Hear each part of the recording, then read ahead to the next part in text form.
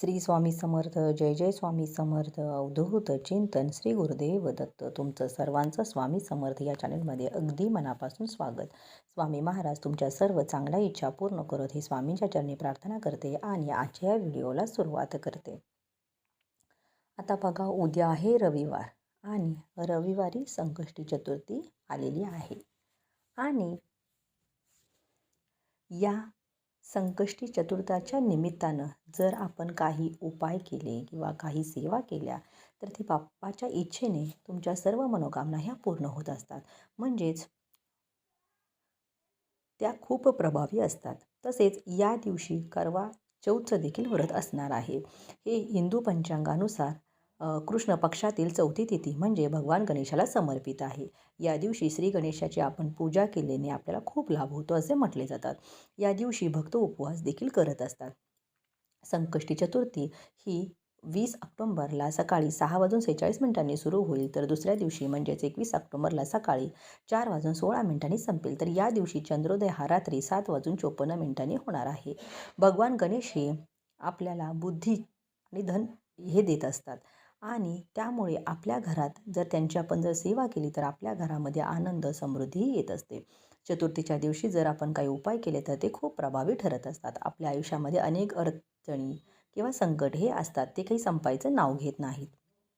त्यामुळं आपण काही जर सेवा किंवा उपाय केले तर मात्र आपण त्या संकटांचा वेग कमी करू शकतो. प्रत्येक आईवडिलांची इच्छा असते की आपल्या मुलाची प्रगती व्हावी. अभ्यासात असेल, नोकरीत असेल, त्याने कोणत्याही क्षेत्रात मागे राहू नये असं आपल्याला वाटत असतं. मुलं अभ्यास तर करतात पण त्यांना पाहिजे तसे मार्क काही वेळेला मिळत नाही किंवा त्यांचं काही वेळेला अभ्यासामध्ये लक्ष लागत नाही. काही वेळेला मुलं चिडचिडेपणा करतात, हट्टीपणा करतात.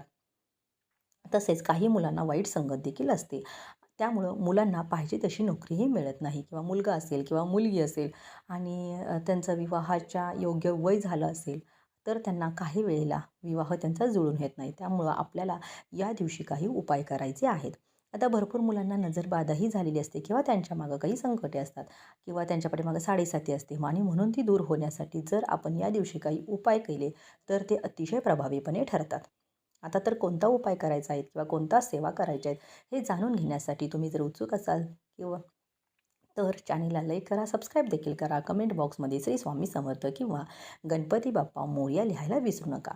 आता संकष्टी चतुर्थी म्हणलं की सकाळी आपण लवकरच उठतो, म्हणजे ब्रह्ममुहूर्तावरती उठतो. त्याच्यानंतर आपल्याला जेवढी सेवा करता येईल तेवढी आपण गणपती बाप्पांची सेवाही करत असतो. तर अगोदर बघा, तर आपण जेव्हा अंघोळ करणार आहे तर अंघोळीच्या पाण्यामध्ये 2 थेंब गंगाजल टाकायचं आहे. कारण या दिवशी पवित्र तीर्थस्नानी स्नान करण्याला खूप महत्त्व असतं आणि आपल्याला अशा ठिकाणी जाणं शक्य होत नाही. म्हणून घरीच आपण अंघोळीच्या पाण्यामध्ये 2 थेंब गंगाजल टाकायचं आहे. तसंच आपल्याला त्याच्यामध्ये थोडंसं कच्चं दूध घालायचं आहे. यामुळं आपल्याला जो काही चंद्र असतो तो सुद्धा बलवान होत असतो. तसेच आपल्याला चिमूटभर हळद देखील त्या पाण्यामध्ये टाकायची आहे. यामुळे भगवान विष्णू हे अत्यंत आकर्षित होतात. माता लक्ष्मीला देखील हळद आकर्षित करत असते. त्यामुळे आपला गुरुग्रह देखील बळकट होत असतो. त्यामुळे अंघोळीच्या पाण्यामध्ये आपण 3 वस्तू या टाकायच्या आहेत. या वस्तू टाकताना आपल्याला एका मंत्राचा देखील जप करायचा आहे.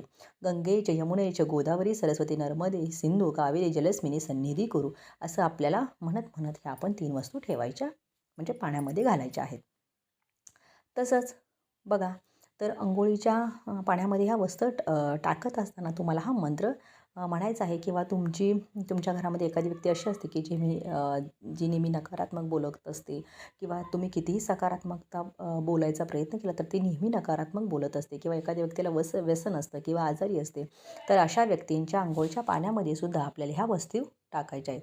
घरातील लहान बाळ असो किंवा मोठी माणसं असो, प्रत्येकाच्या अंघोळीच्या पाण्यामध्ये तुम्हाला ह्या वस्तू टाकायच्या आहेत. त्यामुळे त्यांच्या पाठीमागं जर कोणतीही इडापिडा जर लागलेली असेल तर ती नक्कीच दूर होईल आणि तुमच्या घरामध्ये सकारात्मकता येईल. आता एखाद्या व्यक्तीला जर नोकरीमध्ये जर अडचणी असतील किंवा व्यवसायात काही अडचण असेल किंवा व्यवसाय बंद पडण्याच्या मार्गावर असेल, जर अशा काही समस्या असतील तर त्यांच्या अंघोळीच्या पाण्यामध्ये रोज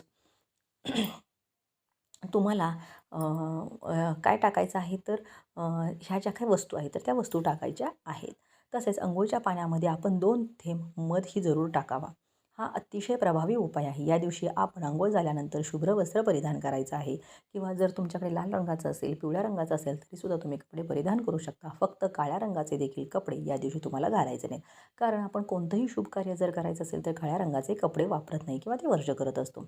या दिवशी आपल्याला गणपती बाप्पाची पूजा करायची आहे. एक चौरंग किंवा पाट मांडायचा आहे. त्याच्यावरती लाल वस्त्र अंथरायचं आहे. दिवा प्रज्वलित करून घ्यायचा आहे. दिव्याची पूजा करायची आहे. मग तो दिवा तुम्ही मोहरीच्या तेलाचा लावू शकता किंवा तुपाचा देखील लावू शकता. त्याच्यानंतर कुंकू असेल किंवा अष्टगंध असेल ते गणपती बाप्पांना तुम्हाला लावायचं आहे. थोडीशी अक्षता अर्पण करायची आहेत. लाल फूल व्हायचं आहे. दुर्वा व्हायच्या आहेत आणि म्हणजे जसं आपण पंचोपचारे पूजा करतो तशी तुम्हाला करायची आहे. जर तुम्हाला अभिषेक घालणं जमत असेल तर तुम्ही नक्की अभिषेक घालू शकता पंचामृतानं आणि अभिषेक घालत असताना तुम्ही ओम गण गणपती नमः, ओम गण गणपती नमः असं म्हणू शकता. तसेच तुम्हाला 21 दुर्वांची जोडीसुद्धा त्यांना अर्पण करायची आहे. या सर्व गोष्टी आपल्याला बाप्पाला अर्पण करायच्या आहेत. त्यामुळे बाप्पा अत्यंत प्रसन्न होतील आणि आपल्या ज्या काही इच्छा असतील त्या देखील पूर्ण करतील अशी मान्यता आहे. आता या दिवशी आपल्याला लवंगाचा एक उपाय करायचा आहे. आता बघा तो उपाय काय करायचा आहे तर तुमच्या घरामध्ये जर 2 मुलं असतील तर तुम्हाला 22 लवंग घ्यायच्या आहेत किंवा एक मुलगा किंवा एक मुलगी असेल तरी पण तुम्हाला 22 लवंग घ्यायच्या आहेत आणि जर एकच मुलगा असेल तर तुम्ही 11 लवंग घ्यायचे आहेत. आता हे लवंग घेताना काय करायचं तर त्या कुठंही तुटलेल्या फुटलेल्या नसो म्हणजे ते फूल जे आहे ते अखंड असलेले पाहिजे. आता हे आपल्याला लवंगा घ्यायच्या आहेत. हे आपल्याला एका वाटीमध्ये ठेवायच्या आहेत. आपल्याला गणपती बाप्पासमोर आसन घेऊन बसायचं आहे आणि आपल्याला गणपती अथर्वशीर्षाचं पठण करायचं आहे. अगदी मनापासून आणि श्रद्धेने गणपती अथर्वशीर्ष म्हणायचं आहे. जर तुम्हाला म्हणायला येत नसेल तर तुम्ही मोबाईलवर अगदी लावून ठेवलं तरी चालेल, श्रवण केलं तरी चालेल. आता तुमच्या घरामधील जी मोठी मुलं असतील ते गणपती अथर्वशीर्ष म्हणत असतील तर ते स्वतः म्हणू देत आणि ज्या लहान मुलांना म्हणता येत नसेल तर तुम्ही त्यांच्यासाठी म्हणू शकता. यावेळी यामुळं काय होतं तर बाप्पांचा आशीर्वाद त्यांना मिळत असतो आणि हे सर्व म्हणून झाल्यानंतर तुम्हाला एक लवंग आपल्या मुलाला खायला द्यायची आहे किंवा मुलगी असेल तर मुलगीला खायला द्यायची आहे. बाप्पांच्याकडे तुमची जी काही इच्छा असेल तर ती इच्छा किंवा मनोकामना सांगायची आहे. मग ते अभ्यासामध्ये असेल, नोकरीमध्ये प्रगती होत नसेल, जे काही असेल तर ते मनापासून आणि श्रद्धेने बाप्पाला सांगायचे आहे. जर तुमच्या मनामध्ये जर काही नकारात्मक विचार येत असतील तर ते सुद्धा सांगायचं आहे आणि तुम्हाला मुलाला खायला दिल्यानंतर 10 लवंग आपण बाप्पासमोर ठेवायचे आहे आणि दुसऱ्या दिवशी जेव्हा आपण परत बाप्पांची पूजा करायची आहे तेव्हा अशीच गणपतीजीची पूजा करायची आहे. गणपती अथर्वशीर्ष म्हणायचे आहे. त्यातली एक लवंग परत दुसऱ्या दिवशी आपल्या मुलाला खायची आहे. अशा प्रकारे 11 दिवस हा आपल्याला 11 लवंग आपल्या मुलाला खायला द्यायचे आहे. यामुळे तुमच्या मुलाची प्रत्येक क्षेत्रामध्ये प्रगती होईल. मग ते अभ्यासामध्ये, नोकरीमध्ये असेल त्याला नक्की यश मिळेल. कारण लवंग ह्या आरोग्याच्या दृष्टीने सुद्धा अतिशय चांगले असतात. त्यामुळे ते खाण्याचं काही एक हरकत नाही. आता भरपूर वेळा आपली एखादी इच्छा असते पण ती काही केल्या पूर्ण होत नाही. तर ती इच्छा पूर्ण होण्यासाठी आपल्याला संकष्टी चतुर्थीच्या दिवशी एक उपाय करायचा आहे. तर आपल्याला हळद घ्यायची आहे आणि शुद्ध तूप घ्यायचं आहे आणि आता गणपती बाप्पांच्या कपाळावर आपल्याला त्याचा टिळा लावायचा आहे. आपल्याला पहिल्याला हळद आणि शुद्ध तूप एकत्र करायचं आहे. मग मिक्स करून घ्यायचं आहे आणि त्याचा एक टिळा आपण बाप्पांच्या कपड्यावरती म्हणजे कपाळावरती आपल्याला लावायचा आहे आणि ओम गण गणपती नमः या मंत्राचा जप करायचा आहे.